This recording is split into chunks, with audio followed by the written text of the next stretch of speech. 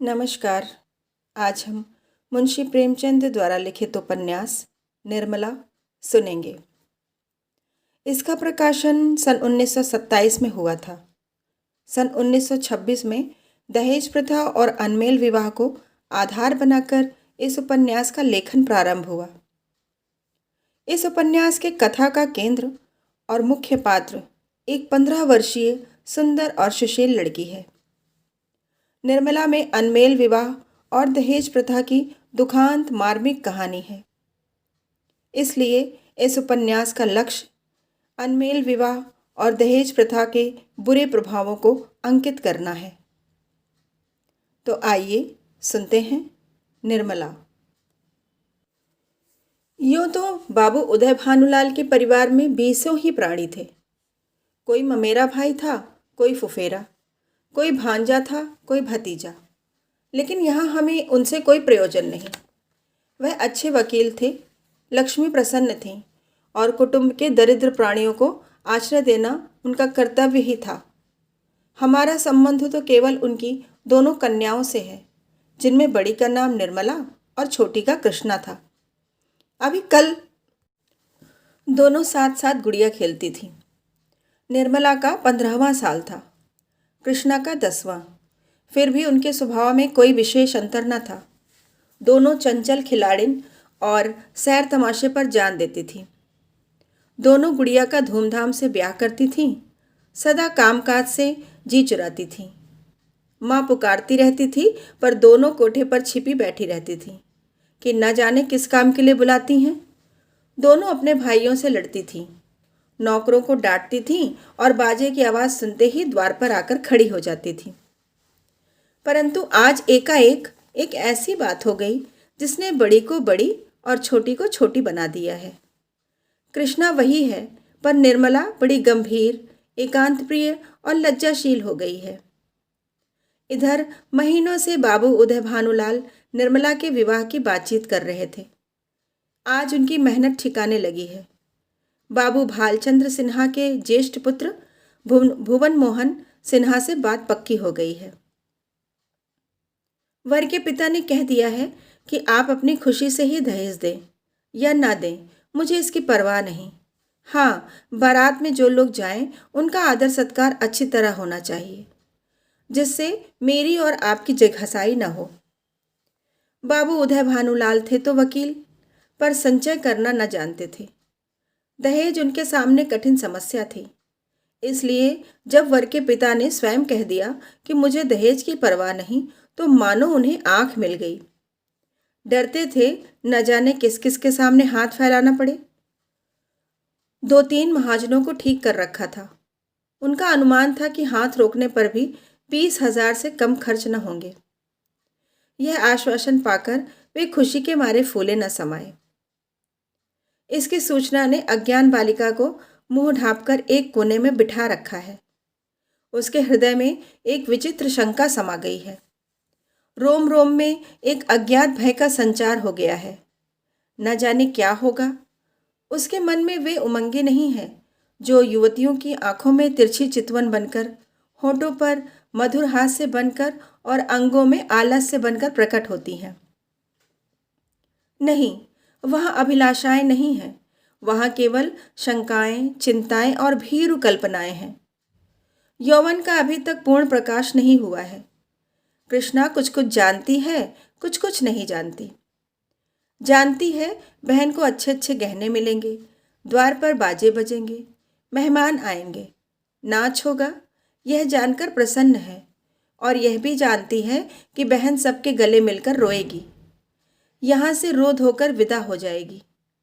मैं अकेली रह जाऊंगी, यह जानकर दुखी है, पर यह नहीं जानती कि यह किस लिए हो रहा है। माताजी और पिताजी क्यों बहन को इस घर से निकालने को इतने उत्सुक हो रहे हैं। बहन ने तो किसी को कुछ नहीं कहा, किसी से लड़ाई भी नहीं की। क्या इसी तरह एक दिन मुझे भी ये लोग निकाल देंगे? मैं भी इस तरह कोने में बैठकर रोऊंगी और किसी को मुझ पर दया ना आएगी। इसलिए वह भयभीत भी है। संध्या का समय था। निर्मला छत पर जानकर अकेली बैठी आकाश की ओर त्रिषित नेत्रों से ताक रही थी।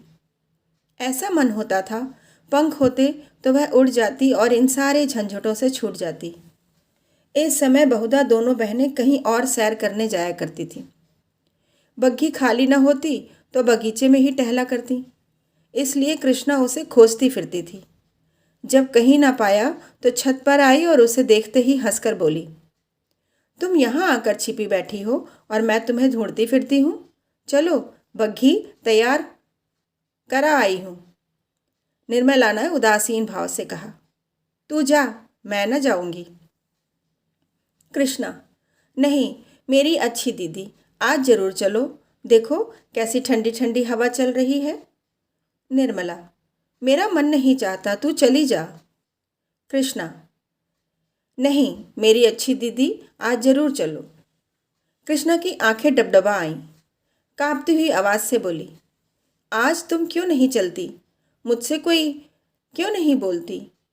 इधर उधर छिपी छिपी फिरती हो। मेरा जी अकेले बैठे बैठे घबराता है। तुम न चलोगी तो मैं भी न जाऊंगी, यहीं तुम्हारे साथ बैठी रहूंगी। निर्मला, और जब मैं चली जाऊंगी तब क्या करेगी? तब किसके साथ खेलेगी और किसके साथ घूमने जाएगी, बता। कृष्णा, मैं भी तुम्हारे साथ चलूंगी, अकेले मुझसे यहाँ न रहा जाएगा। निर्मला मुस्कुराकर बोली, तुझे अम्मा न जाने देंगी। कृष्णा, तो मैं भी तुम्हें न जाने दूंगी। तुम अम्मा से कह क्यों नहीं देती कि मैं न जाऊंगी? निर्मला, कह तो रही हूँ, कोई सुनता है? कृष्णा, तो क्या यह तुम्हारा घर नहीं है? निर्मला, नहीं, मेरा घर होता तो कोई क्यों ज़बरदस्ती निकाल देता? कृष्णा, इसी तरह किसी दिन मैं भी निकाल दी जाऊंगी। निर्मला, और क्यों? और नहीं, क्या तू बैठी रहेगी? हम लड़कियां हैं, हमारा घर कहीं नहीं होता। कृष्णा, चंदर भी निकाल दिया जाएगा। निर्मला, चंदर तो लड़का है, उसे कौन निकालेगा? कृष्णा, तो लड़कियां बहुत खराब होती होंगी। निर्मला, खराब न होती तो घर से भगाई क्यों जाती?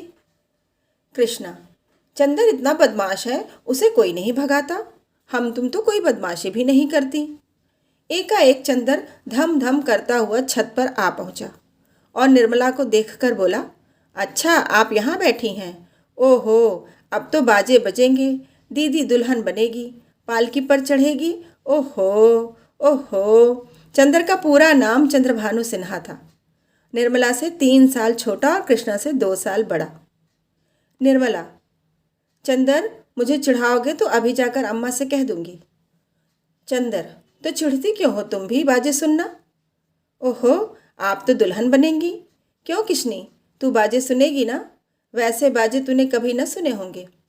कृष्णा, क्या बैंड से भी अच्छे होंगे? चंदर, हाँ हाँ, बैंड से भी अच्छे, 1000 गुना अच्छे, लाख गुना अच्छे। तुमने जाने क्या एक बैंड सुन लिया तो समझने लगी कि उससे अच्छे बाजे नहीं होते। बाजे बजाने वाले लाल लाल वर्दियाँ और काली काली टोपियाँ पहने होंगे, ऐसे खूबसूरत मालूम होंगे कि तुमसे क्या कहूँ। आतिशबाजियाँ भी होंगी, हवाइयाँ आसमान में उड़ जाएंगी और वहाँ तारों में लगेंगी तो लाल पीले हरे नीले तारे टूट टूट कर गिरेंगे। बड़ा मज़ा आएगा। कृष्णा, और क्या क्या होगा चंदन, बता दे मेरे भैया। चंदर, हाँ हाँ, मेरे साथ घूमने चल तो रास्ते में सारी बातें बता दूँ। ऐसे ऐसे तमाशे होंगे कि देखकर तेरी आंखें खुल जाएंगी। हवा में उड़ती हुई परियां होंगी, सचमुच की परियां। कृष्णा, अच्छा चलो, लेकिन ना बताओगे तो मारूंगी। चंद्रभानु और कृष्णा चले गए, पर निर्मला अकेली बैठी रह गई। कृष्णा के चले जाने से इस समय उसे बड़ा क्षोभ हुआ। कृष्णा, जिसे वह प्राणों से भी अधिक प्यार करती थी, आज इतनी निठुर हो गई, अकेली छोड़कर चली गई। बात कोई न थी, लेकिन दुखी हृदय, दुखती हुई आंख है, जिसमें हवा से भी पीड़ा होती है। निर्मला बड़ी देर तक बैठी रोती रही। भाई बहन, माता पिता सभी इसी भांति मुझे भूल जाएंगे। सबकी आंखें फिर जाएंगी, फिर शायद इन्हें देखने को भी तरस जाऊं। बाग में फूल खिले हुए थे, मीठी मीठी सुगंध आ रही थी। चैत की शीतल मंद समीर चल रही थी। आकाश में तारे छिटके हुए थे। निर्मला इन्हीं शोकमय विचारों में पड़ी पड़ी सो गई और आंख लगते ही उसका मन स्वप्न देश में विचरने लगा। क्या देखती है कि सामने एक नदी लहरें मार रही है और वह नदी के किनारे नाव की बाट देख रही है। संध्या का समय है। अंधेरा किसी भयंकर जंतु की भांति बढ़ता चला आता है।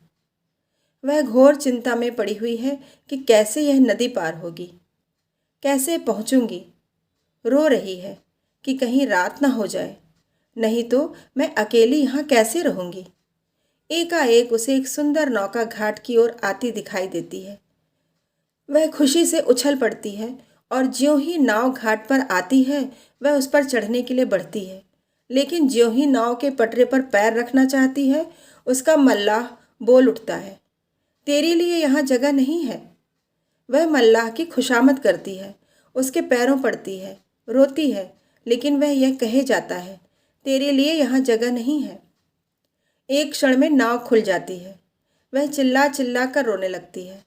नदी के निर्जन तट पर रात भर कैसे रहेगी, यह सोच वह नदी में कूदकर उस नाव को पकड़ना चाहती है कि इतने में ही कहीं से आवाज़ आती है, ठहरो ठहरो, नदी गहरी है, डूब जाओगी। वह नाव तुम्हारे लिए नहीं है, मैं आता हूँ, मेरी नाव में बैठ जाओ, मैं उस पार पहुँचा दूँगा। वह भयभीत होकर इधर उधर देखती है कि यह आवाज़ कहाँ से आई। थोड़ी देर के बाद एक छोटी सी डोंगी आती दिखाई देती है। उसमें ना पाल है, ना पतवार और ना मस्तूल। पेंदा फटा हुआ है, तख्ते टूटे हुए। नाव में पानी भरा हुआ है और एक आदमी उसमें से पानी उलीच रहा है। वह उससे कहती है, यह तो टूटी हुई है, यह कैसे पार लगेगी। मल्लाह कहता है, तुम्हारे लिए यही भेजी गई है, आकर बैठ जाओ। वह एक क्षण सोचती है, इसमें बैठूं या ना बैठूं। अंत में वह निश्चय करती है, बैठ जाऊं, यहाँ अकेली पड़ी रहने से नाव में बैठ जाना फिर भी अच्छा है।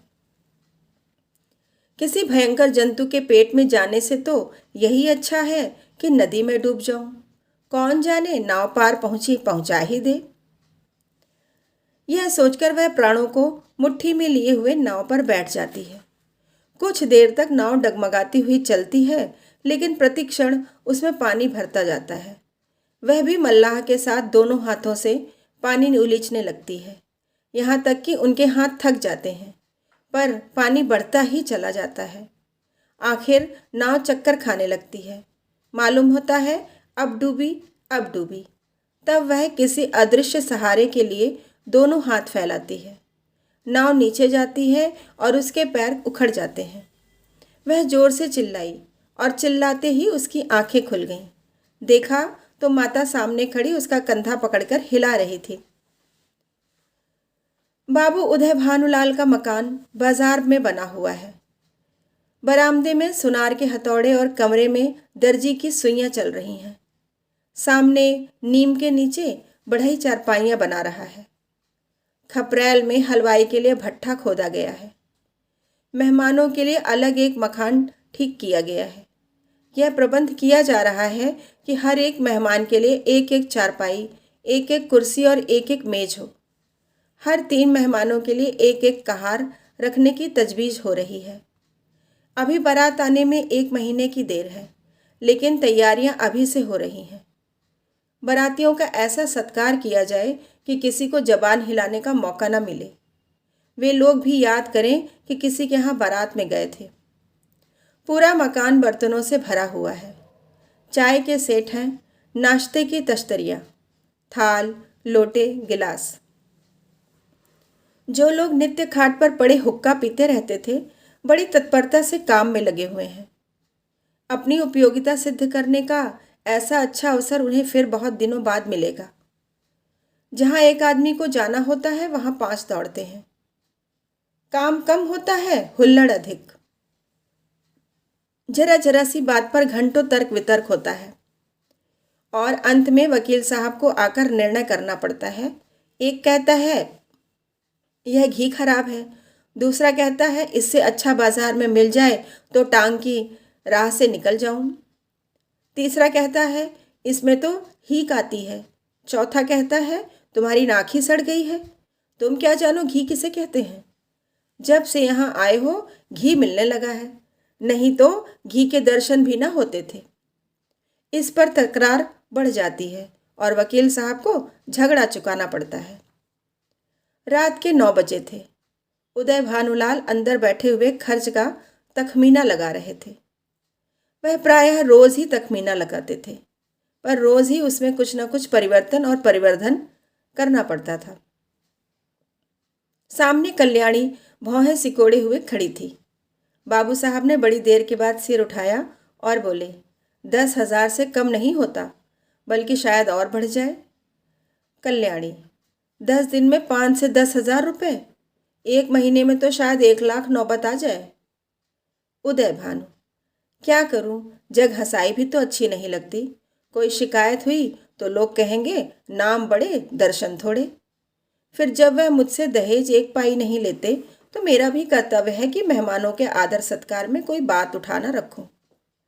कल्याणी, जब से ब्रह्मा ने सृष्टि रची तब से आज तक कभी बारातियों को कोई प्रसन्न नहीं रख सकता। उन्हें दोष निकालने और निंदा करने का कोई न कोई अवसर मिल ही जाता है। जिसे अपने घर सूखी रोटियां भी मैसर नहीं, वह भी बारात में जाकर तानाशाह बन बैठता है। तेल खुशबूदार नहीं, साबुन टके सेर का, जाने कहाँ से बटोर लाए। कहार बात नहीं सुनते, लालटेनें धुआं देती हैं, कुर्सियों में खटमल है, चरपाइयाँ ढीली हैं, जनवासी की जगह हवादार नहीं। ऐसी ऐसी हजारों शिकायतें होती रहती हैं। उन्हें आप कहाँ तक रोकिएगा। अगर यह मौका ना मिला तो कोई और ऐब निकाल लिए जाएंगे। जनाब ने यह साबुन नहीं भेजा है, अपनी अमीरी की शान दिखाई है, मानो हमने साबुन देखा ही नहीं। ये कहार नहीं यमदूत हैं, जब देखिए सिर पर सवार। लालटेनें ऐसी भेजी हैं कि आंखें चमकने लगती हैं। अगर 10-5 दिन से इस रोशनी में बैठना पड़े तो आंखें फूट जाएं। जनवासा क्या है, अभागे का भाग्य है, जिस पर चारों तरफ से झोंके आते रहते हैं। मैं तो फिर यही कहूँगी कि बारातियों के नखरों का विचार ही छोड़ दो। उदय भानु, तो आखिर तुम मुझे क्या करने को कहती हो। कल्याणी, कह तो रही हूँ, पक्का इरादा कर लो कि मैं 5,000 से अधिक न खर्च करूँगा। घर में तो टका है नहीं, कर्ज ही का भरोसा ठहरा। तो इतना कर्ज क्यों लें कि ज़िंदगी में अदा न हो। आखिर मेरे और भी तो बच्चे हैं, उनके लिए भी तो कुछ चाहिए। उदय भानु, तो आज मैं मरा जाता हूँ।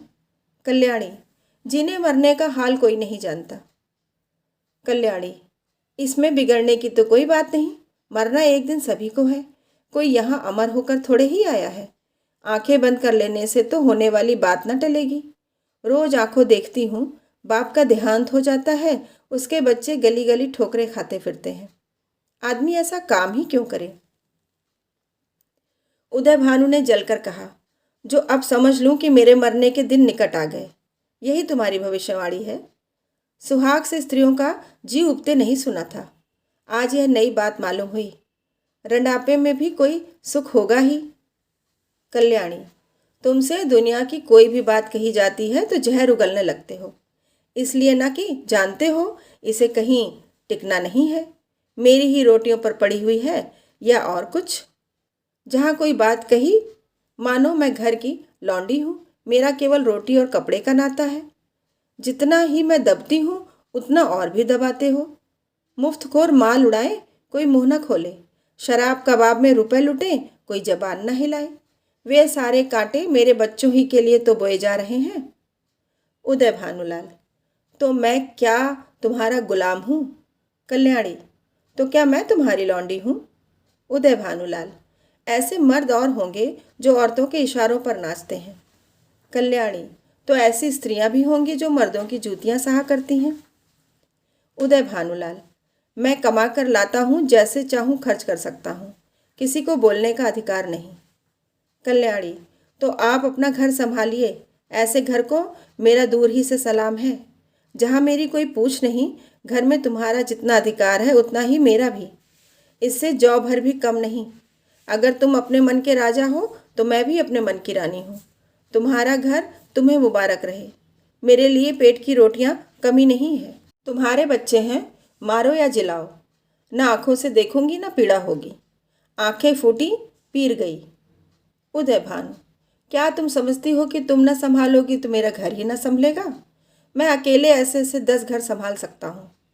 कल्याणी, कौन? अगर आज के महीने दिन मिट्टी में न मिल जाए तो कहना कोई कहती थी।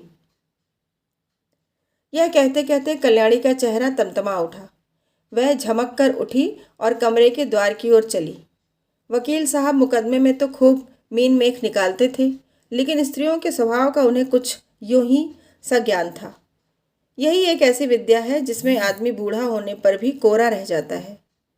अगर वे भी अब नरम पड़ जाते और कल्याणी का हाथ पकड़कर बिठा लेते तो शायद वह रुक जाती, लेकिन आपसे यह तो हो न सका। उल्टे चलते चलते एक और चरका दिया। बोले, मैके का घमंड होगा।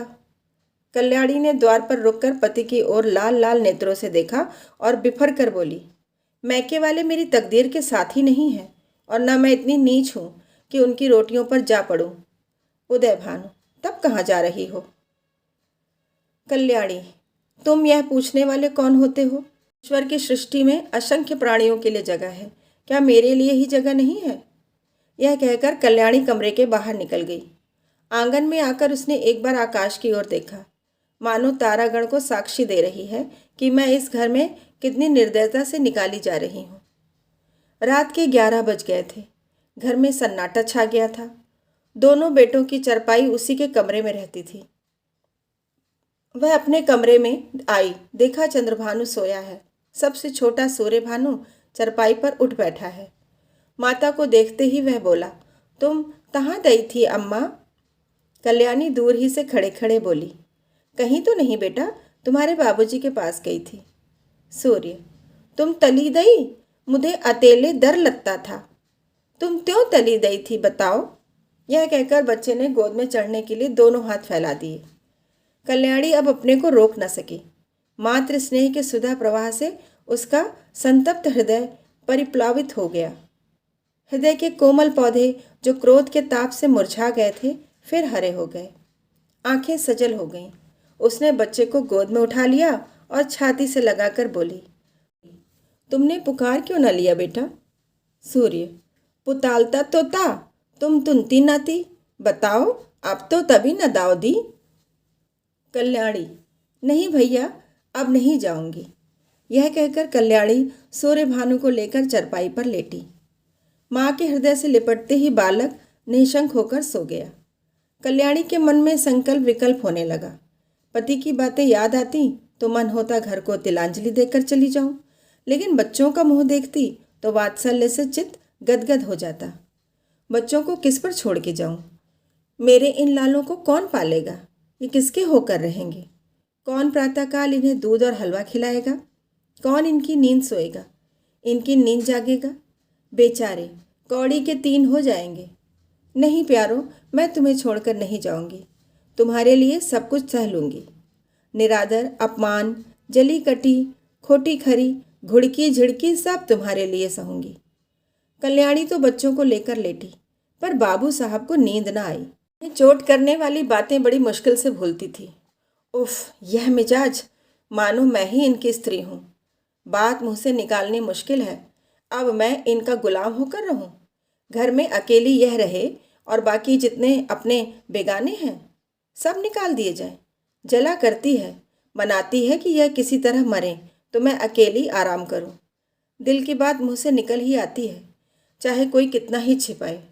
कई दिन से देख रहा हूँ, ऐसी ही जली कटी सुनाया करती है। मैके का घमंड होगा, लेकिन वहाँ कोई भी न पूछेगा। अभी सब आव भगत करते हैं, जब जाकर सिर पर पड़ जाएगी तो आटे दाल का भाव मालूम हो जाएगा। रोती हुई जाएंगी। वाह रे घमंड, सोचती हैं मैं ही यह गृहस्थी चलाती हूँ। अभी 4 दिन को कहीं चला जाऊँ तो मालूम हो जाएगा, सारी शेखी किरकिरी हो जाएगी। एक बार इनका घमंड तोड़ ही दूँ, जरा वैधव्य का मजा भी चखा दूँ। न जाने इनकी हिम्मत कैसे पड़ती है कि मुझे यूं कोसने लगती है। मालूम होता है प्रेम इन्हें छू नहीं गया, या समझती है यह घर से इतना चिमटा हुआ है कि इसे चाहे जितना कोसूं टलने का नाम न लेगा। यही बात है, पर यहाँ संसार से चिमटने वाले जीव नहीं हैं। जहन्नुम में जाए यह घर, जहाँ ऐसे प्राणियों से पाला पड़े। घर है या नरक? आदमी बाहर से थका मांदा आता है तो उसे घर में आराम मिलता है। यहाँ आराम के बदले कोसने सुनने पड़ते हैं। मेरी मृत्यु के लिए व्रत रखे जाते हैं। यह है 25 वर्ष के दाम्पत्य जीवन का अंत। बस चल ही दूँ। जब देख लूँगा इनका सारा घमंड धूल में मिल गया और मिजाज ठंडा हो गया तो लौट आऊँगा। 4-5 दिन काफ़ी होंगे। लो तुम भी याद करो कि किसी से पाला पड़ा था। यही सोचते हुए बाबू साहब उठे, रेशमी चादर गले में डाली, कुछ रुपए लिए, अपना कार्ड निकालकर दूसरे कुर्ते की जेब में रखा, छड़ी उठाई और चुपके से बाहर निकले। सब नौकर नींद में मस्त थे। कुत्ता आहट पाकर चौंक पड़ा और उनके साथ हो लिया। पर यह कौन जानता था कि यह सारी लीला विधि के हाथों रची जा रही है। जीवन रंगशाला का यह निर्दय सूत्रधार किसी अगम गुप्त स्थान पर बैठा हुआ अपनी जटिल क्रूर कीड़ा दिखा रहा है। यह कौन जानता था कि नकल असल होने जा रही है। अभिनय सत्य का रूप ग्रहण करने वाला है। निशा ने इंदु को परास्त करके अपना साम्राज्य स्थापित कर लिया था। उसकी पैशाचिक सेना ने प्रकृति पर आतंक जमा रखा था। सद्वृत्तियां मुंह छिपाए पड़ी थीं और कुवृत्तियां विजय गर्व से इठलाती फिरती थीं। वन में वन्य जंतु शिकार की खोज में विचार कर रहे थे और नगरों में नर पिशाच गलियों में मंडराते फिरते थे। बाबू उदय भानुलाल लपके हुए गंगा की ओर चले जा रहे थे। उन्होंने अपना कुर्ता घाट के किनारे रखकर 5 दिन के लिए मिर्जापुर चले जाने का निश्चय किया था। उनके कपड़े देखकर लोगों को डूब जाने का विश्वास हो जाएगा। कार्ड कुर्ते की जेब में था। पता लगाने में कोई दिक्कत न हो सकती थी।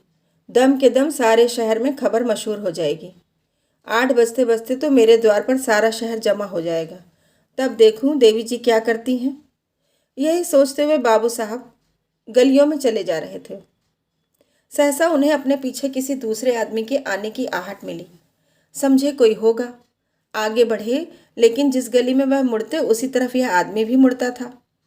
तब बाबू साहब को आशंका हुई कि यह आदमी मेरा पीछा कर रहा है। ऐसा आभास हुआ कि इसकी नीयत साफ नहीं है। उन्होंने तुरंत जेबी लालटेन निकाली और उसके प्रकाश में उस आदमी को देखा। एक वरिष्ठ मनुष्य कंधे पर लाठी रखे चला आता था। बाबू साहब उसे देखते ही चौंक पड़े। यह शहर का छटा हुआ बदमाश था। 3 साल पहले उस पर डाके का अभियोग चला था। उदय भानु ने उस मुकदमे में सरकार की ओर से पैरवी की थी और इस बदमाश को 3 साल की सजा दिलाई थी। तभी से वह उनके खून का प्यासा हो रहा था। कल ही वह छूटकर आया था।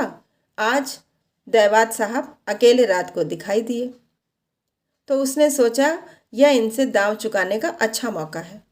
ऐसा मौका शायद ही फिर कभी मिले।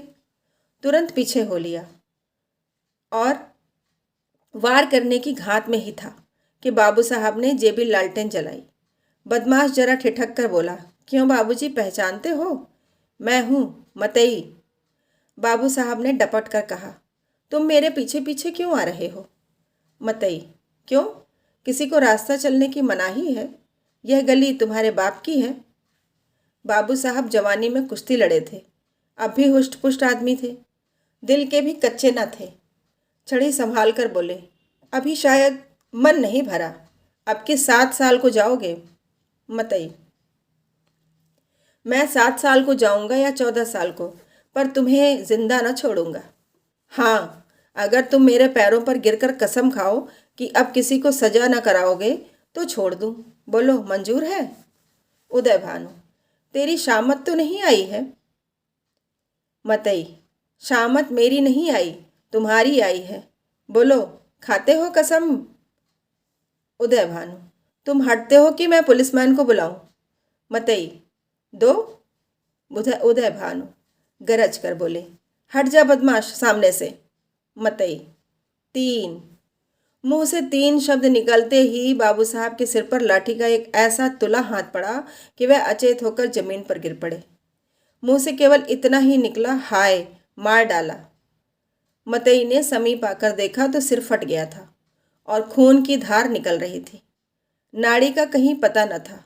समझ गया कि काम तमाम हो गया। उसने कलाई से सोने की घड़ी खोल ली, कुर्ते से सोने के बटन निकाल लिए, उंगली से अंगूठी उतारी और अपनी राह चला गया, मानो कुछ हुआ ही नहीं। हाँ, इतनी दया की कि लाश रास्ते में घसीट कर किनारे डाल दी। हाय, बेचारे क्या सोचकर क्या हो गया। जीवन तुमसे ज्यादा आसान भी दुनिया में कोई वस्तु है? क्या वह उस दीपक की भांति क्षणभंगुर नहीं है जो हवा के एक झोंके से बुझ जाता है? पानी के एक बुलबुले को देखते हो, लेकिन उसे टूटते भी कुछ देर लगती है। जीवन में उतना सार भी नहीं, सांस का भरोसा ही क्या। और इसी नश्वरता पर हम अभिलाषाओं के कितने विशाल भवन बनाते हैं। नहीं जानते नीचे जाने वाली सांस ऊपर आएगी या नहीं, पर सोचते इतनी दूर की हैं मानो हम अमर हैं। विवाह का विलाप और अनाथों का रोना सुनाकर हम पाठकों का दिल न दुखाएंगे। जिसके ऊपर पड़ती है वह रोता है, विलाप करता है, पछाड़े खाता है। यह कोई नई बात नहीं। हाँ, अगर आप चाहें तो कल्याणी की उस घोर मानसिक यातना का अनुमान कर सकते हैं जो उसे इस विचार से हो रही थी कि मैं ही अपने प्राणधार की घातिका हूँ। वे वाक्य जो क्रोध के आवेश में उसके असंयत मुख से निकले थे, अब उसके हृदय को बाणों की भांति छेद रहे थे। अगर पति ने उसके गोद में कराह कराह कर प्राण त्याग दिए होते तो उसे संतोष होता कि मैंने उनके प्रति अपने कर्तव्य का पालन किया। शोकाकुल हृदय को इससे ज्यादा सांत्वना और किसी बात से नहीं होती। उसे इस विचार से कितना संतोष होता कि मेरे स्वामी मुझसे प्रसन्न गए। अंतिम समय तक उनके हृदय में मेरा प्रेम बना रहा। कल्याणी को यह संतोष न था। वह सोचती थी, हाँ, मेरी 25 बरस की तपस्या निष्फल हो गई। मैं अंत समय अपने प्राणपति के प्रेम से वंचित हो गई। अगर मैंने उन्हें ऐसे कठोर शब्द न कहे होते तो वह कदापि रात को घर से न जाते। न जाने उनके मन में क्या क्या विचार आए हों। उनके मनोभावों की कल्पना करके और अपने अपराध को बढ़ा बढ़ा कर वह आठों पहर कुढ़ती रहती थी। जिन बच्चों पर वह प्राण देती थी अब उनकी सूरत से चिढ़ती। इन्हीं के कारण मुझे अपने स्वामी से रार मोल लेनी पड़ी। यही मेरे शत्रु हैं। जहाँ आठों पहर कचहरी सी लगी रहती थी वहाँ अब खाक उड़ती है। वह मेला ही उठ गया। जब खिलाने वाला ही न रहा तो खाने वाले कैसे पड़े रहते। धीरे धीरे 1 महीने के अंदर सभी भांजे भतीजे विदा हो गए। जिनका दावा था कि हम पानी की जगह खून बहाने वालों में हैं, वे ऐसा सरपट भागे कि पीछे फिरकर भी न देखा। दुनिया ही दूसरी हो गई। जिन बच्चों को देखकर प्यार करने को जी चाहता था उनके चेहरे पर अब मक्खियां भिनभिनाती थीं। न जाने वह कांति कहाँ चली गई। शोक का आवेग कम हुआ तो निर्मला के विवाह की समस्या उपस्थित हुई। कुछ लोगों की सलाह हुई कि विवाह इस साल रोक दिया जाए, लेकिन कल्याणी ने कहा, इतनी तैयारियों के बाद विवाह को रोक देने से सब किया धरा मिट्टी में मिल जाएगा और दूसरे साल फिर यही तैयारियां करनी पड़ेंगी, जिसकी कोई आशा नहीं। विवाह कर ही देना अच्छा है। कुछ लेना देना तो है नहीं। बारातियों के सेवा सत्कार का काफ़ी सामान हो चुका है। विलंब करने में हानि ही हानि है। अतएव महाशय भालचंद्र को शोक सूचना के साथ यह संदेश भेज दिया गया। कल्याणी ने अपने पत्र में लिखा, इस अनाथनी पर दया कीजिए और डूबती हुई नाव को पार लगाइए। स्वामी जी के मन में बड़ी बड़ी कामनाएं थीं, किंतु ईश्वर को कुछ और ही मंजूर था। अब मेरी लाज आपके हाथ है। कन्या आपकी हो चुकी। मैं लोगों की सेवा सत्कार करने को अपना सौभाग्य समझती हूँ, लेकिन यदि इसमें कुछ कमी हो, कुछ त्रुटि पड़े तो मेरी दशा का विचार करके क्षमा कीजिएगा। मुझे विश्वास है कि आप इस अनाथनी की निंदा न होने देंगे। आदि। कल्याणी ने यह पत्र डाक से न भेजा, बल्कि पुरोहित से कहा, आपको कष्ट तो होगा, पर आप स्वयं जाकर यह पत्र दीजिए और मेरी ओर से बहुत विनय के साथ कहिएगा कि जितने कम आदमी आए उतना ही अच्छा। यहाँ कोई प्रबंध करने वाला नहीं है। पुरोहित मोटेराम यह संदेश लेकर तीसरे दिन लखनऊ जा पहुँचे। संध्या का समय था। बाबू भालचंद्र दीवान खाने के सामने आराम कुर्सी पर नंग धड़ंग लेटे हुए हुक्का पी रहे थे। बहुत ही स्थूल ऊंचे कद के आदमी थे। ऐसा मालूम होता था कि काला देव है या कोई हबसी अफ्रीका से पकड़कर आया है। सिर से पैर तक एक ही रंग था, काला। चेहरा इतना स्याह था कि मालूम न होता था कि माथे का अंत कहाँ है। सिर का आरंभ कहाँ। बस कोयले की एक सजीव मूर्ति थी। आपको गर्मी बहुत सताती थी। 2 आदमी खड़े पंखा झल रहे थे। उस पर भी पसीने का तार बंधा हुआ था। आप आबकारी के विभाग में एक ऊंचे ओहदे पर थे। 500 रुपये वेतन मिलता था। ठेकेदारों से खूब रिश्वत लेते थे। ठेकेदार शराब के नाम पानी बेचें, 24 घंटे दुकान खोली रखें। आपको केवल खुश रहना काफ़ी था। सारा कानून आपकी खुशी थी। इतनी भयंकर मूर्ति थी कि चांदनी रात में लोग उन्हें देखकर सहसा चौंक पड़ते थे। बालक और स्त्रियां ही नहीं, पुरुष तक सहम जाते थे। चांदनी रात इसलिए कहा गया कि अंधेरी रात में तो उन्हें कोई देख ही ना सकता था। श्यामलता अंधकार में विलीन हो जाती थी। केवल आंखों का रंग लाल था। जैसे पक्का मुसलमान 5 बार नमाज पढ़ता है, वैसे ही आप भी 5 बार शराब पीते थे। मुफ्त की शराब तो काजी को हलाल है। नहीं, पुरुष। फिर आप तो शराब के अफसर ही थे। जितनी चाहे पिए, कोई हाथ पकड़ने वाला न था। जब प्यास लगती शराब पी लेते। कुछ रंगों में परस्पर सहानुभूति है, उसी तरह कुछ रंगों में परस्पर विरोध है। लालिमा के संयोग से कालिमा और भी भयंकर हो जाती है। बाबू साहब ने पंडित जी को देखते ही कुर्सी से उठकर कहा, अक्खा आप हैं? आइए आइए, धन्य भाग। अरे कोई है? कहाँ चले गए सब के सब? झगड़ू, गुरदीन, छकौड़ी, भवानी, राम गुलाम कोई है? क्या सबके सब मर गए? चलो राम गुलाम। भवानी, छकौड़ी, गुरदीन, झगड़ू, कोई नहीं बोलता, सब मर गए। दर्जन भर आदमी हैं, पर मौके पर एक की भी सूरत नजर नहीं आती। न जाने सब कहाँ गायब हो जाते हैं। आपके वास्ते कुर्सी लाओ। बाबू साहब ने ये 5 नाम कई बार दोहराए, लेकिन यह न हुआ कि पंखा झलने वाले दोनों आदमियों से ही किसी से कुर्सी लाने को भेज देते। 3-4 मिनट के बाद एक काना आदमी खांसता हुआ आकर बोला, सरकार, इतना की नौकरी हमार कीन न होई। इतना की नौकरी हमार कीन न होई। कहाँ तक उधारवाड़ी ले ले खाई, मांगत मांगत थेथर होए गए ने। भाल, बको मत, जाकर कुर्सी लाओ। जब कोई काम करने को कहा गया तो रोने लगता है। कहिए पंडित जी, वहाँ सब कुशल है? मोटेराम, क्या कुशल कहूँ बाबूजी, अब कुशल कहाँ, सारा घर मिट्टी में मिल गया। इतने में कहार ने एक टूटा हुआ चीड़ का संदूक लाकर रख दिया और बोला, कुर्सी मेज हमारे उठाए नहीं उठते हैं। पंडित जी शर्माते हुए डरते डरते उस पर बैठे कि कहीं टूट न जाए, और कल्याणी का पत्र बाबू साहब के हाथ में रख दिया। भाल, अब और कैसे मिट्टी में मिलेगा? इससे बड़ी और कौन विपत्ति पड़ेगी? बाबू उदय भानुलाल से मेरी पुरानी दोस्ती थी। आदमी नहीं, हीरा थे। क्या दिल था, क्या हिम्मत थी। आंखें पोंछकर कहा, मेरा तो जैसे दाहिना हाथ ही कट गया। विश्वास मानिए, जब से यह खबर सुनी है आंखों में अंधेरा सा छा गया है। खाने बैठता हूँ तो कौर मुंह में नहीं जाता। उनकी सूरत आंखों के सामने खड़ी रहती है। मुंह जूठा करके उठ जाता हूँ। किसी काम में दिल नहीं लगता। भाई के मरने का रंज भी इससे कम ही होता है। आदमी नहीं, हीरा था। मोटे, सरकार नगर में अब ऐसा कोई रईस नहीं रहा। भाल, मैं खूब जानता हूँ। पंडित जी, आप मुझसे क्या कहते हैं? ऐसा आदमी 1,00,000-2,00,000 में एक होता है। जितना मैं उनको जानता था उतना दूसरा नहीं जान सकता। 2 ही 3 बार की मुलाकात में उनका भक्त हो गया और मरते दम तक रहूँगा। आप समधिन साहब से कह दीजिएगा, मुझे दिली रंज है। मोटे, आपसे ऐसी ही आशा थी। आप जैसे सज्जनों का के दर्शन दुर्लभ हैं। नहीं तो आज कौन बिना दहेज के पुत्र का विवाह करता है?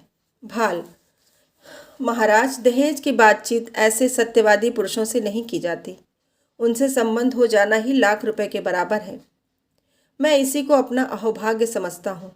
हाँ, कितने उदार आत्मा थी। रुपए को तो उन्होंने कुछ समझा ही नहीं। तिनके के बराबर भी परवाह नहीं की। बुरा रिवाज है, बेहद बुरा। मेरा बस चले तो दहेज लेने वालों और दहेज देने वालों दोनों ही को गोली मार दूं। हाँ साहब, साफ गोली मार दूं, फिर चाहे फांसी ही क्यों ना हो जाए। पूछो, आप लड़के का विवाह करते हैं कि उसे बेचते हैं? अगर आपको लड़के की शादी में दिल खोलकर खर्च करने का अरमान है तो शौक से खर्च कीजिए, लेकिन जो कुछ कीजिए अपने बल पर। यह क्या कि कन्या के पिता का गला रहती है? नीचता है, घोर नीचता। मेरा बस चले तो इन पाजियों को गोली मार दूं। मोटे, धन्य हो सरकार, भगवान ने आपको बड़ी बुद्धि दी है। यह धर्म का प्रताप है। मालकिन की इच्छा है कि विवाह का मुहूर्त वही रहे, और तो उन्होंने सारी बातें पत्र में लिख दी हैं। बस अब आप ही उबारे तो हम उबर सकते हैं। इस तरह तो बारात में जितने सज्जन आएंगे उनकी सेवा सत्कार हम करेंगे ही, लेकिन परिस्थिति अब बहुत बदल गई है सरकार। कोई करने धरने वाला नहीं है। बस ऐसी बात कीजिए कि वकील साहब के नाम पर बट्टा न लगे।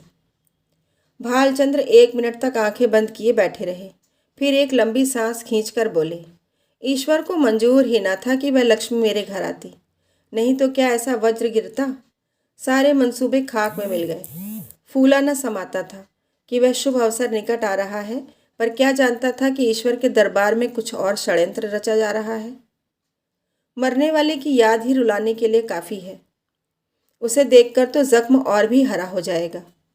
उस दशा में न जाने क्या कर बैठूं। इसे गुण समझिए चाहे दोष, कि जिससे एक बार मेरी घनिष्ठता हो गई फिर उसकी याद चित्त से नहीं उतरती। अभी तो खैर इतना ही है कि उनकी सूरत आंखों के सामने नाचती रहती है, लेकिन यदि वह कन्या घर में आ गई तब मेरा जिंदा रहना कठिन हो जाएगा। सच मानिए, रोते रोते मेरी आंखें फूट जाएंगी। जानता हूँ रोना धोना व्यर्थ है। जो मर गया वह लौटकर नहीं आ सकता। सब्र करने के सिवाय और कोई उपाय नहीं है, लेकिन दिल से मजबूर हूँ। उस अनाथ बालिका को देखकर मेरा कलेजा फट जाएगा। मोटे, ऐसा न कहिए सरकार। वकील साहब नहीं तो क्या, आप तो हैं। अब आप ही उसके पिता तुल्य हैं। वह अब वकील साहब की कन्या नहीं, आपकी कन्या है। आपके हृदय के भाव तो कोई जानता नहीं। लोग समझेंगे वकील साहब का देहांत हो जाने के कारण आप अपने वचन से फिर गए। इसमें आपकी बदनामी है। चित्त को समझाइए और हंसी खुशी कन्या का पाणी ग्रहण करा लीजिए। हाथी मरे तो 9 लाख का। लाख विपत्ति पड़ी है, लेकिन मालकिन आप लोगों की सेवा सत्कार करने में कोई बात न उठा रखेंगी। बाबू साहब समझ गए कि पंडित मोटे राम कोरे पोथी के ही पंडित नहीं, वरन व्यवहार नीति में भी चतुर हैं। बोले, पंडित जी, हलफ से कहता हूँ, मुझे उस लड़की से जितना प्रेम है उतना अपनी लड़की से भी नहीं है। लेकिन जब ईश्वर को मंजूर नहीं है तो मेरा क्या बस है। वह मृत्यु एक प्रकार की अमंगल सूचना है जो विधाता की ओर से हमें मिली है। यह किसी आने वाली मुसीबत की आकाशवाणी है। विधाता स्पष्ट रीति से कह रहा है कि यह विवाह मंगलमय न होगा। ऐसी दशा में आप ही सोचिए, यह संयोग कहाँ तक उचित है। आप तो विद्वान आदमी हैं। सोचिए, जिस काम का आरंभ ही अमंगल से हो उसका अंत अमंगलमय हो सकता है? नहीं, जानबूझकर मक्खी नहीं निकली जाती। समधिन साहब को समझाकर कह दीजिएगा, मैं उनकी आज्ञा पालन करने को तैयार हूँ, लेकिन इसका परिणाम अच्छा ना होगा। स्वार्थ के वश में होकर मैं अपने परम मित्र की संतान के साथ यह अन्याय नहीं कर सकता। इस तर्क ने पंडित जी को निरुत्तर कर दिया। वादी ने यह तीर छोड़ा था जिसकी उनके पास कोई काट न थी। शत्रु ने उन्हीं के हथियार से उन पर वार किया था और वह उसका प्रतिकार न कर सकते थे। वे अभी कोई जवाब सोच ही रहे थे कि बाबू साहब ने फिर नौकरों को पुकारना शुरू किया। अरे, तुम सब फिर गायब हो गए। झगड़ू, छकौड़ी, भवानी, गुरदीन, राम गुलाम, एक भी नहीं बोलता। सब के सब मर गए। पंडित जी के वास्ते पानी वानी की फिक्र है? न जाने इन सबों को कोई कहाँ तक समझाए। अक्ल छू तक नहीं गई। देख रहे हैं कि एक महाशय दूर से थके मांदे चले आ रहे हैं, पर किसी को जरा भी परवाह नहीं। लाएं, पानी वानी रखें। पंडित जी, आपके लिए शरबत बनवाऊं या फलाहारी मिठाई मंगवा दूं? मोटे राम जी मिठाइयों के विषय में किसी तरह का बंधन न स्वीकार करते थे। उनका सिद्धांत था कि घृत से सभी वस्तुएं पवित्र हो जाती हैं। रसगुल्ले और बेसन की लड्डू उन्हें बहुत प्रिय थे, पर शरबत से उन्हें रुचि न थी। पानी से पेट भरना उनके नियम के विरुद्ध था। सकचाते हुए बोले, शरबत पीने की तो मुझे आदत नहीं, मिठाई खा लूँगा।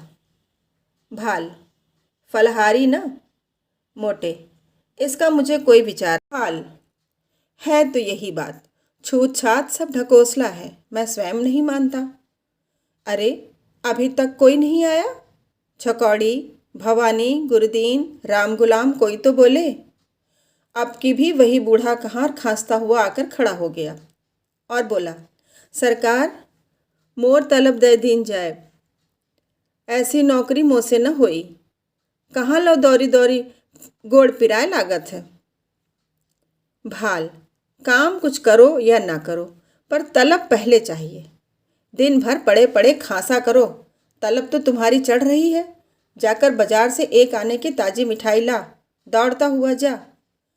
कहार को यह हुक्म देकर बाबू साहब घर में गए और स्त्री से बोले, वहाँ से एक पंडित जी आए हैं, यह खत लाए हैं, ज़रा पढ़ो तो।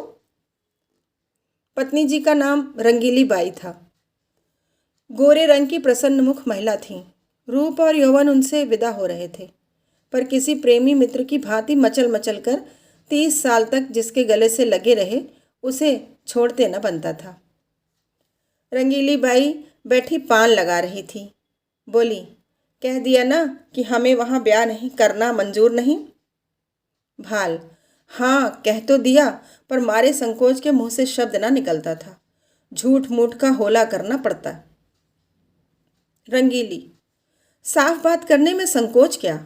हमारी इच्छा है, नहीं करते। किसी का कुछ लिया तो नहीं है।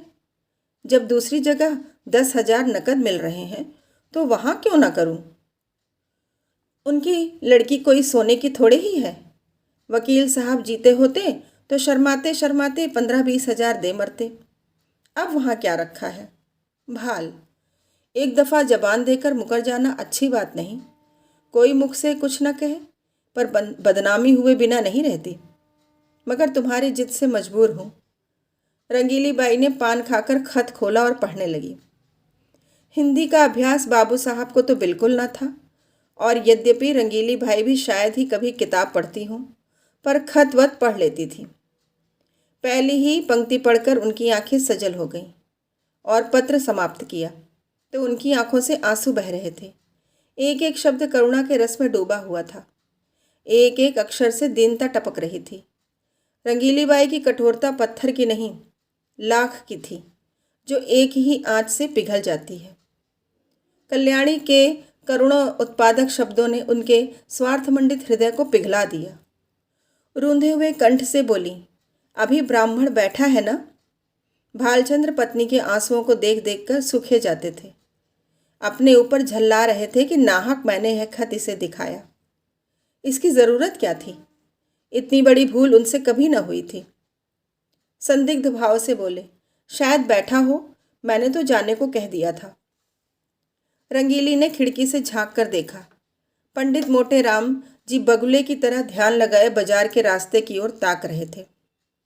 लालसा में व्यग्र होकर कभी यह पहलू बदलते, कभी वह पहलू। एक आने की मिठाई ने तो आशा की कमर ही तोड़ दी थी। उसमें भी यह विलंब, दारुण दशा थी। उन्हें बैठे देखकर रंगीली बाई बोली, हैं, अभी हैं, जाकर कह दो हम विवाह करेंगे, जरूर करेंगे। बेचारी बड़ी मुसीबत में है। भाल, तुम कभी कभी बच्चों किसी बातें करने लगती हो। अभी उससे कह आया हूँ कि मुझे विवाह करना मंजूर नहीं। एक लंबी चौड़ी भूमिका बांधनी पड़ी। अब जाकर यह संदेश कहूँगा तो वह अपने दिल में क्या कहेगा? ज़रा सोचो तो। यह शादी विवाह का मामला है, लड़कों का खेल नहीं कि अभी एक बात तय की, अभी पलट गए। भले आदमी की बात न हुई, दिल लगी हुई। रंगीली, अच्छा, तुम अपने मुंह से न कहो, उस ब्राह्मण को मेरे पास भेज दो। मैं इस तरह समझा दूंगी कि तुम्हारी बात भी रह जाए और मेरी भी। इसमें तो तुम्हें कोई आपत्ति नहीं है। भाल, तुम अपने सिवा सारी दुनिया को नादान समझती हो। तुम कहो या मैं कहूँ, बात एक ही है। जो बात तय हो गई वह हो गई। अब मैं उससे फिर नहीं उठाना चाहता। तुम ही तो बार बार कहती थी मैं वहाँ ना करूँगी। तुम्हारे ही कारण मुझे अपनी बात खोनी पड़ी। अब तुम फिर रंग बदलती हो। यह तो मेरी छाती पर मूंग दलना है। आखिर तुम्हें कुछ तो मेरे मान अपमान का विचार करना चाहिए। रंगीली, तो मुझे क्या मालूम था कि विधवा की दशा इतनी हीन हो गई है। तुम्ही ने तो कहा था कि उसने पति की सारी संपत्ति छिपा रखी है और अपनी गरीबी का ढोंग रचकर काम निकालना चाहती है। एक नंबर की छठी औरत है। तुमने जो कहा वह मैंने मान लिया। भलाई करके बुराई करने में तो लज्जा और संकोच है। बुराई करके भलाई करने में कोई संकोच नहीं। अगर तुम हाँ कर आए होते और मैं नहीं करने को कहती तो तुम्हारा संकोच उचित था। नहीं करने के बाद हाँ करने में तो अपना बड़प्पन है। भाल, तुम्हें बड़प्पन मालूम होता हो, मुझे तो लुच्चापन ही मालूम होता है। फिर तुमने यह कैसे मान लिया कि मैंने वकीलाइन के विषय में जो बात कही थी वह झूठी थी? क्या है वह पत्र देखकर? तुम जैसी खुद सरल हो वैसे ही दूसरे को भी सरल समझती हो। रंगीली, इस पत्र में बनावट नहीं मालूम होती। बनावट की बात दिल में चुभती नहीं, उसमें बनावट की गंध अवश्य रहती है। भाल, बनावट की बात तो ऐसी चुभती है कि सच्ची बात उसके सामने बिल्कुल फीकी मालूम होती है। यह किस्से कहानियाँ लिखने वाले जिनकी किताबें पढ़ पढ़ कर तुम घंटों रोती हो, क्या सच्ची बातें लिखते हैं? सरासर झूठ का तुमार बांधते हैं। यह भी एक कला है। रंगीली, क्यों जी, तुम मुझसे भी उड़ते हो? दाई से पेट छिपाते हो। मैं तुम्हारी बातें मान जाती हूँ तो तुम समझते हो इसे चकमा दिया, मगर मैं तुम्हारी एक एक नस पहचानती हूँ। तुम अपना ऐब मेरे सिर मढ़कर खुद बेदाग बचना चाहते हो। बोलो, कुछ झूठ कहती हूँ? जब वकील साहब जीते थे तो जो तुमने सोचा था कि ठहराव की ज़रूरत ही क्या है, वे खुद ही जितना उचित समझेंगे देंगे, बल्कि बिना ठहराव के और भी ज़्यादा मिलने की आशा होगी। अब जो वकील साहब का देहांत हो गया तो तरह तरह के हीले हवाले करने लगे। यह भलमनसी नहीं, छोटापन है। इसका इल्ज़ाम भी तुम्हारे सिर है। मैं अब शादी ब्याह के नगीच न जाऊंगी। तुम्हारी जैसी इच्छा हो करो। ढोंगी आदमियों से मुझे चिढ़ है। जो बात करो सफाई से करो, बुरी हो या अच्छी। हाथी के दांत खाने के और दिखाने के और वाली नीति पर चलना तुम्हें शोभा नहीं देता। बोला, अब भी वहाँ शादी करते हो या नहीं? भाल, जब मैं बेईमान, दगाबाज और झूठा ठहरा तो मुझसे पूछना ही क्या? मगर खूब पहचानती हो आदमियों को। क्या कहना है? तुम्हारी इस सूझबूझ की बलैया ले ले। रंगीली, हो बड़े हयादार, बा भी नहीं शर्माते? ईमान से कहा, मैंने बात ताड़ ली कि नहीं? भाल, अजी जाओ। वह दूसरी औरतें होती हैं जो मर्दों को पहचानती हैं। अब तक मैं यही समझता था कि औरतों की दृष्टि बड़ी सूक्ष्म होती है, पर आज यह विश्वास उठ गया और महात्माओं ने औरतों के विषय में जो तत्व की बातें कही हैं उनको मानना पड़ा। रंगीली, ज़रा आईने में अपनी सूरत तो देखाओ। तुम्हें मेरी कसम है, ज़रा देख लो कितने झेपे हुए हो। भाल, सच कहना, कितना झेपा हुआ हूँ? रंगीली, इतना ही जितना कोई भला मानस चोर चोरी खुल जाने पर झेपता है। भाल, खैर, मैं झेपा ही सही, पर शादी वहाँ न होगी। रंगीली, मेरी बला से जहाँ चाहो करो। क्यों, भुवन से एक बार क्यों नहीं पूछ लेते? भाल, अच्छी बात है, उसी पर फैसला रहा। रंगीली, ज़रा भी इशारा न करना। भाल, अजी मैं उसकी तरफ ताकूंगा भी नहीं। संयोग से ठीक इसी वक्त भुवन मोहन भी आ पहुँचे। ऐसे सुंदर सुडौल बलिष्ठ युवक कॉलेजों में बहुत कम देखने में आते हैं। बिल्कुल माँ को पड़ा था। वही गोरा चिट्टा रंग, वही पतले पतले गुलाब की पत्ती के से होंठ, वही चौड़ा माथा, वही बड़ी बड़ी आँखें, डील डॉल बाप का सा था। ऊंचा कोट, ब्रीचेड टाई, बूट, हैट उस पर खूब जच रहे थे। हाथ में एक हॉकी स्टिक थी। चाल में जवानी का गुरूर था, आंखों में आत्मगौरव। रंगीली ने कहा, आज बड़ी देर लगाई तुमने। यह देखो, तुम्हारी ससुराल से है खत आया है। तुम्हारी सास ने लिखा है, साफ साफ बतला दो। अभी सवेरा है। तुम्हें वहाँ शादी करना मंजूर है या नहीं? भुवन, शादी करनी तो चाहिए अम्मा, पर मैं करूँगा नहीं। रंगीली, क्यों? भुवन, कहीं ऐसी जगह शादी करवाइए कि खूब रुपए मिले, और न सही 1 लाख का तो डॉल हो। वहाँ अब क्या रखा है? वकील साहब रहे ही नहीं। बुढ़िया के पास अब क्या होगा? रंगीली, तुम्हें ऐसी बातें मुंह से निकालते शर्म नहीं आती? भुवन, इसमें शर्म की कौन सी बात है? रुपए किसे काटते हैं? 1 लाख रुपए तो लाख जन्म में भी न जमा कर पाऊंगा। इस साल पास भी हो गया तो कम से कम 5 साल तक रुपए से सूरत नजर न आएगी। फिर 100-200 रुपए महीने कमाने लगूंगा। 5-6 तक पहुंचते पहुंचते उम्र के 3 भाग बीत जाएंगे। रुपए जमा करने की नौबत ही ना आएगी। दुनिया का कुछ मजा न उठा सकूंगा। किसी धनी की लड़की से शादी हो जाती तो चैन से कटती। मैं ज्यादा नहीं चाहता, बस 1 लाख हो, या फिर कोई ऐसी जायदाद वाली बेवा मिले जिसके एक ही लड़की हो। रंगीली, चाहे औरत कैसी ही मिले। भुवन, धन सारे ऐबों को छिपा देगा। मुझे वह गालियां भी सुनाए तो भी सुनकर चुप रहूंगा। दुधारू गाय की लात किसे बुरी मालूम होती है? बाबू साहब ने प्रशंसा सूचक भाव से कहा।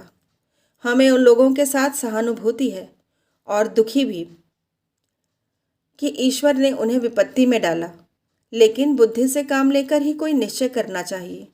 हम कितने ही फटे हाल हो जाएं, फिर भी अच्छी खासी बारात हो जाएगी। वहाँ भोजन का भी ठिकाना नहीं, सिवाय इसके कि लोग हंसें और कोई नतीजा ना निकलेगा। रंगीली, तुम बाप पूत दोनों एक ही थाली के चट्टे बट्टे हो।